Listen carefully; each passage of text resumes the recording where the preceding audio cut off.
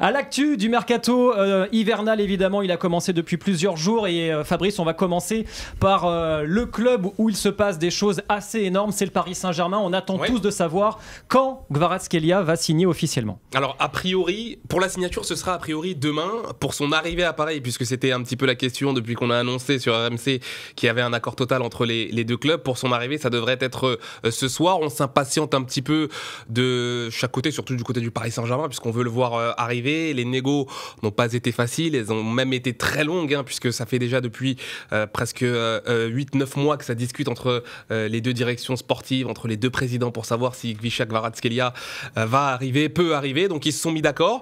Il doit prendre son avion pour arriver à Paris ce soir. Visite médicale a priori demain matin pour une officialisation entre vendredi et samedi.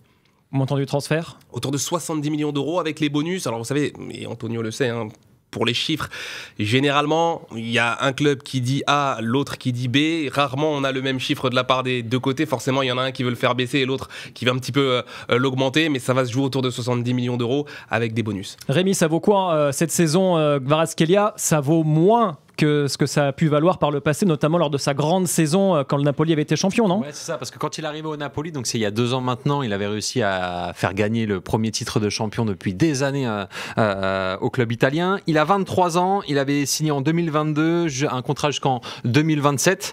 Il arrivait du Dynamo Batumi pour 13 millions d'euros. Donc Fabrice, si je m'appuie sur tes chiffres, ça fait une belle plus-value pour Naples, forcément au niveau du prix de revente. Ils savent vendre ça, on peut pas leur enlever. Et voilà, on vous montre en statistiques parce qu'on s'amusait à faire la comparaison. Normalement, Fabrice, dis-moi si je me trompe, mais il devrait jouer côté gauche, donc couloir gauche. Oui, avec Luis Enrique, il va jouer partout, mais oui, son poste de prédilection, c'est à gauche. Peut-être même latéral gauche un jour, on ne sait jamais.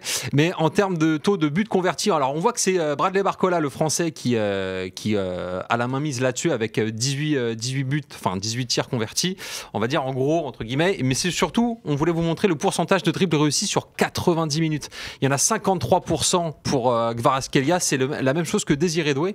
Par contre, c'est là où bas blesse pour Barcola, c'est que c'est beaucoup moins, c'est 36%. Et on parle aussi des centres réussis. Et là, il n'y a pas photo. C'est Kvaratskhelia qui est leader là-dessus avec 49% contre 32 pour Doué et 26 pour Barcola. On voulait vous parler des centres réussis parce que il y aura un attaquant en numéro 9 à fournir en termes de ballon, c'est Gonzalo Ramos, forcément. Enfin, il ne sera pas là forcément à tous les matchs. Tu se connais Luis Enrique, il ne joue pas à tous les matchs, Gonzalo Ramos. Il devrait plus être là non plus bientôt. C'est Randal Colomwani. Fabrice. La stat, elle est intéressante, et notamment sur le pourcentage de dribbles réussis. Elle dit beaucoup aussi de ce que va apporter Kvaratskhelia. On l'a vu le match hier contre Spali. C'est parfois un petit peu compliqué quand Ousmane Dembélé n'est pas là, même si Bradley Barcola et Désiré Doué, qui vont encore grandir, sont vraiment de très très bons joueurs.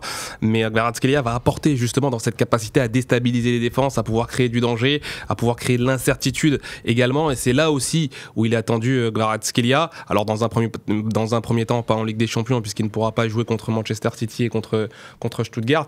Mais s'il le qualifie, on le souhaite tous, le Paris Saint-Germain en Ligue des Champions, c'est vraiment là où il va être attendu. Antonio, ton regard sur l'arrivée de Kvaratskhelia au Paris Saint-Germain, qu'est-ce que tu en penses ? Est-ce que c'est plutôt un bon mouvement pour le club de la capitale ? On va le voir avec le temps. En fait, c'est très bien d'avoir des statistiques comme on a là et qu'on a pu comparer. Il faut être aussi un petit peu plus lucide et comparer les joueurs par rapport aux championnats dans lesquels ils vont évoluer. On est en train de comparer un joueur qui était en Serie A, donc avec des systèmes de jeu qui sont complètement différents aux jeux français, et là on va l'avoir en Ligue 1. Donc à voir, la qualité du joueur en elle-même, personne ne va la discuter puisqu'elle est très très bonne, ok, même si on est également lucide, nous, au niveau d'interprétation de ces statistiques, il n'y a vraiment qu'une seule saison où il a été performant. Donc on est un petit peu sur notre fin, on va voir ce que ça va donner ici. Je pense que c'est un joueur qui est demandé par Luis Enrique, donc que Luis Enrique va l'adapter réellement à ce qu'il a vraiment envie de exactement, et ce qu'il recherche aujourd'hui. Et on va voir si ça va apporter cette vitesse, ces centres comme le veut le coach. Et les résultats que ça donnera. Il peut jouer devant Kvaratskhelia. Moi, la question que je me pose, Antonio, tu vas comprendre, c'est aujourd'hui il y a Bradley Barcola, il y a aussi Désiré Doué, et je sais que la direction sportive et le coach notamment ne voulaient pas forcément un numéro 9, mais voulaient quelqu'un dans le couloir gauche. Ils ont perdu, et là, on le disait tout à l'heure, Ronald Colomwani, je vous le dis, est en Italie actuellement, il va passer sa visite médicale et signer à la Juve en prêt, donc il ne sera pas là. Ma question c'est la suivante, sachant qu'il y a quand même 3 joueurs maintenant à gauche et qu'il n'y a plus que Gonzalo Ramos en pointe, est-ce qu'on peut imaginer justement que Kvaratskhelia joue en pointe? On peut l'imaginer, de la même façon qu'il y a des joueurs qui sont arrivés au Paris Saint-Germain et qu'on avait très peu vu dans l'axe ou de façon épisodique, et qu'on a retrouvé Dembélé. Si on part il y a un an en arrière et on dit qu'il va jouer dans l'axe, vous m'auriez tous dit non, c'est pas possible. Ou même Asensio, même s'il l'avait déjà fait, ou même Kanguili, ou d'autres joueurs comme ça. Donc aujourd'hui, ce qu'on a en tête avec un joueur comme celui-ci, c'est que Luis Enrique va l'adapter en fonction de l'adversaire et en fonction des matchs qui vont être amenés à jouer.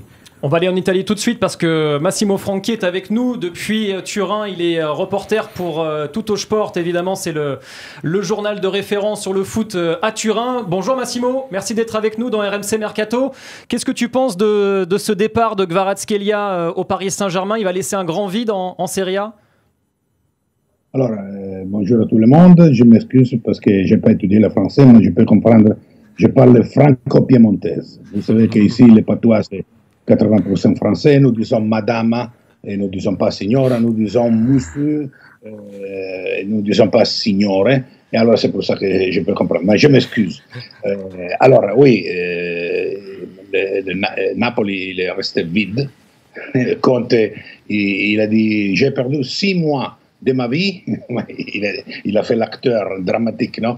6 mois de ma vie pour convaincre Quara à rester ici, mais rien à faire. Il est arrivé à Paris Saint-Germain avec une super offre. Je comprends le footballeur, il va gagner 5 fois plus. Paris c'est la grande ville, Paris Saint-Germain c'est une des clubs plus grands du monde. Il n'a pas encore gagné la Champions.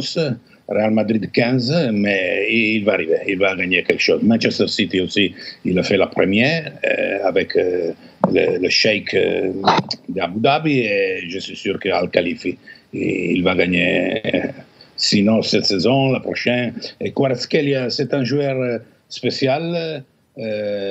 C'est pas pour une blague ou pour rigoler qu'il était surnommé de la presse italienne et aussi du fan de Napoli, Quaradona. Et Quaradona, il veut dire beaucoup, parce que c'est pas normal. Jamais quelqu'un en Italie, il était comparé à Diego Maradona. Jamais, et surtout à Napoli.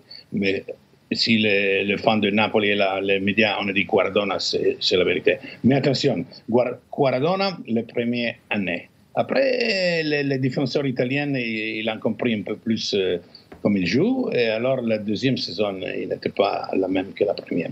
Pas plus une surprise, non? Une grande surprise, mais il reste un magnifique joueur, le plus grand joueur de l'histoire du football géorgien.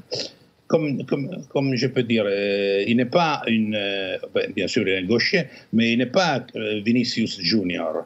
Il n'a pas la vitesse, il n'est pas une flèche comme Vinicius. Il n'est pas comme Kylian Mbappé aussi, qui part avec le turbo. Et aussi comme les joueurs actuels, aussi Cristiano Ronaldo, il a déjà 40, non, il voyage vers les 40 dans 2-3 semaines, 5 de février il fait 40, mais il est un joueur comme ondulant, dribbling ondulant. Alors il me ressemble notre sportif, pas un footballeur, un grand skiman Alberto Tomba, qui a gagné la Coupe du Monde. Ah, évidemment, la légende, la bomba. Tac, tac, tac, tac, comme ça. Et les joueurs, adieu, parce qu'il fait des dribblings spéciaux.